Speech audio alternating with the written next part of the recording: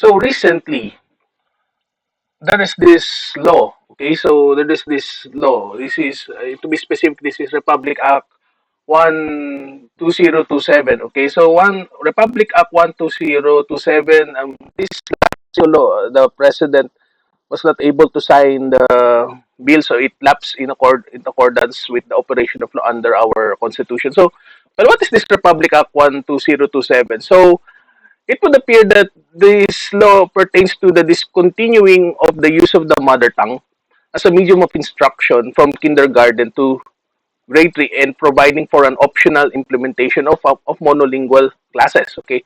Um, of course, when we speak of monolingual class, it refers to a group of learners who speak the same mother tongue and are enrolled in the same grade level in a given school year. Okay, so now the question is, well, is this within the bounds of the Constitution? So I think let's go back to the constitutional provisions on language. Okay, so we have these specific provisions in our Article 14 of our Article 14 of the Constitution on national language. Okay, so when we speak of language, okay, so well, according to Section 6 of Article 14, okay, the national language of the Philippines is Filipino. So as it evolves, it shall further develop and enrich on the basis of existing Philippine and other languages. Then, of course, subjects to the provisions of law and as Congress may deem appropriate, the Philippine government shall take steps to initiate and sustain the use of Filipino as a medium of official communication and language of instruction in the educational system. Okay, but of course, for purposes of communication and instruction, the official languages of the Philippines would be Filipino, and as otherwise provided by law, English. Okay, so why is it like this? Okay, so if you can recall, we of course we can recall this back to the American our the time when we were under the United States. But you must understand that all of our laws, particularly our legal system, it's created on the it's most of them are structured on the basis of using the English language. So, for example, we're discussing laws right now. We would all we w- Most of the text in law, the default is in English. Okay, so everything's written in English. We would see that. Of course, the translation would come later because, of course, the Constitution provides for the Constitution provides for a requirement that if these laws are written in English, you have to make a there's a requirement of creating a translation. Okay, so of course we have to also consider under Section 7 of Article 14 that regional languages are auxiliary official languages in the regions and shall serve as auxiliary media of instruction therein. Then of course Spanish and Arabic shall be promoted on a voluntary and optional basis. Okay, so now the question is, what's the condition of this new law, which is RA 12027. Okay, so the question is, would there be any constitutional hurdles in this law? Of course, this is barring any implementing rules and regulations. But of course, the first question there is, would it would it would it would it be against Article 14, Section 6 of the Constitution? Because if you recall, if again, let's read Article 14, Section 6.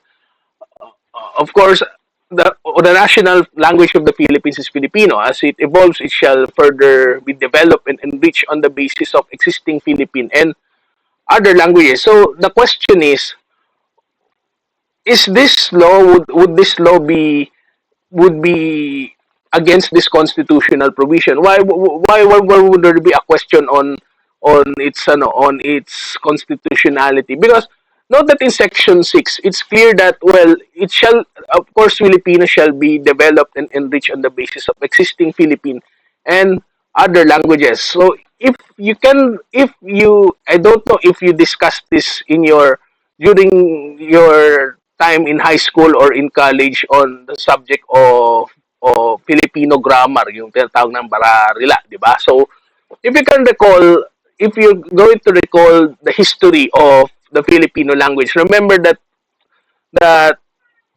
if you can recall during the time of Manuel L. Quezon, the question is what should be the language? So the most of course this is without prejudice to other dialects like I think in Cebu that they kind of have this supposed trepidation that why is Tagalog being emphasized as quote unquote Filipino, okay? But well, I think the concept of being Filipino encompasses all of the languages as part of this term called Filipino. Okay, so although most of the although most of the usage would be that is the use of Tagalog. Okay, but the reason why Tagalog was a bit emphasized, if I can recall it correctly, and I think you can look at the statistics on that because I can remember there's a statistic on that.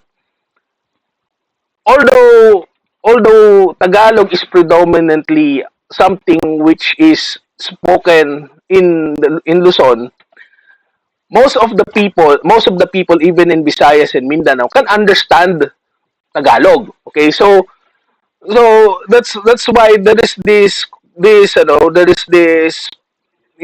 this point that Tagalog is universally regarded as quote unquote Filipino, but it doesn't necessarily mean that you are excluding other languages. But now the question is, of course, we all know that of course Tagalog is more or less an a common medium of instruction, so as Cebuano, of course.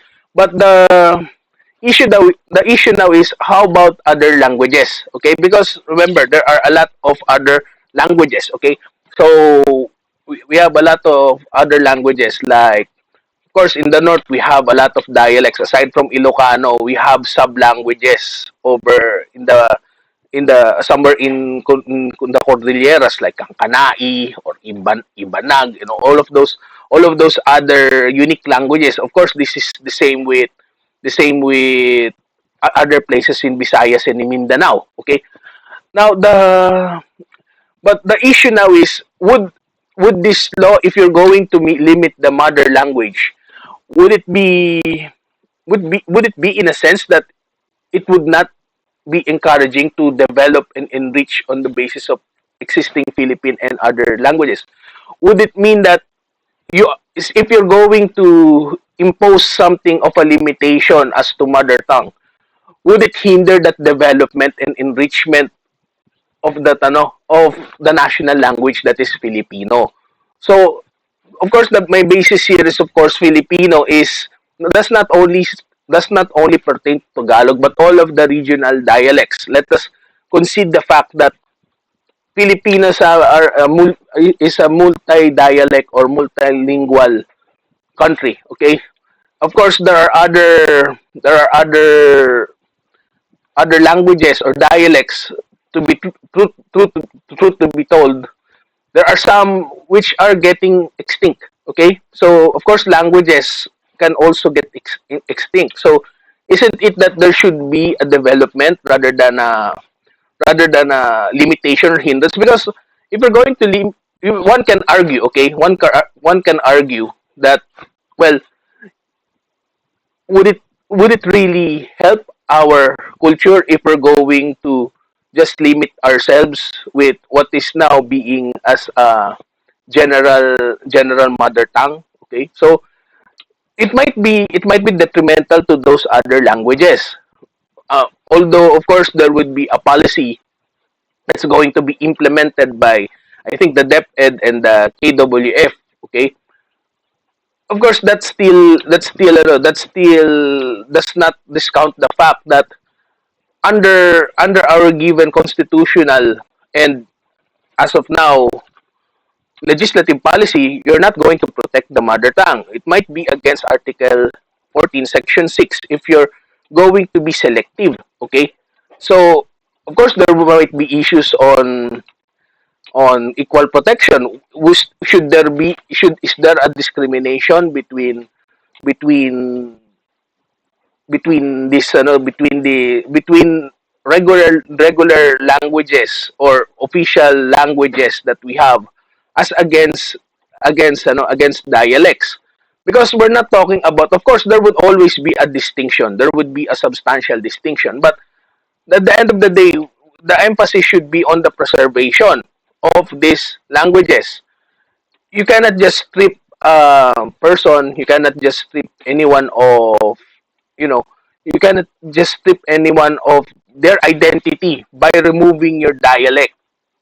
And remember that there is this emphasis that the removal is from languages from kindergarten to grade 3. Although maybe maybe the idea is, well, anyone can speak the mother tongue while in the no while in while you are with your parents, diba? While in with your in your while being with your parents, of course you get to learn not only English Filipino, you get your mother tongue. But let us consider the fact that we are now in 2024. Okay, note that the technology, even the internet, is very much, very much pervasive, rather than the usual nurturing of the usual nurturing of children. Truth be told, if you nowadays, it is inevitable, and it's even happening right now. Children has now access to, to technology. Okay, and even if you, let's say, it's you're just 2 or 3 or 4 years old, sometimes, of course, I know some people, they would some people, they have children who knows how to operate a cell phone or a tablet or even a laptop. Okay, so, and the problem is, sometimes when you open your tablet or your laptop, what you're going to hear is English, and then you're just going to realize that the child is now speaking English more word than better than us. Okay, but the problem is, the English tends to take over everything. Okay, tends to take over everything for the child. So there would now be a little bit of, let's say, laziness or disregard now on the part of the child to learn the mother language, or of course, at the very least, learn Filipino. Okay, I know some children who are better than English. Although, of course, if you're going to go deeper to the grammatical aspect, of course they just hear the English, but they don't necessarily understand the grammar. But the point is, that's a little bit of a dangerous recipes, because you're trying to destroy, our language, be it Filipino or any other mother language. Now, of course, we have to go back to the law. Of course, under section 2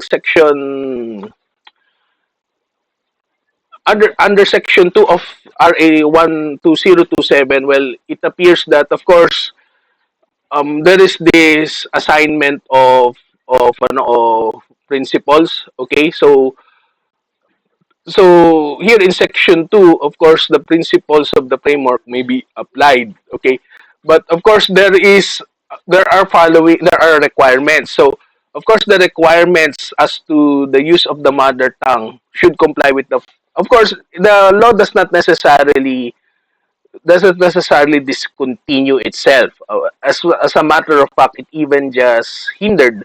It just discontinued what was indicated in the K to 12 program. But of course, with this law, they are trying to implement new new policies with respect to multilingual languages. So now the question now is, of course, in section 2, there is a standard. Okay, so the standard is would be like this. So the standard is the mother, of course. So it's stated here that the mother tongue to be used as official medium, or as medium of instruction, shall comply with the following requirements: an official orthography developed and published by the Commission sa Wikang Pilipino, or KWF, officially documented vocabulary published by the KWF, such as glossary, dictionary, encyclopedia, or thesaurus, literature on languages and culture, such as big books, small books, picture stories, or wordless picture books, grammar book,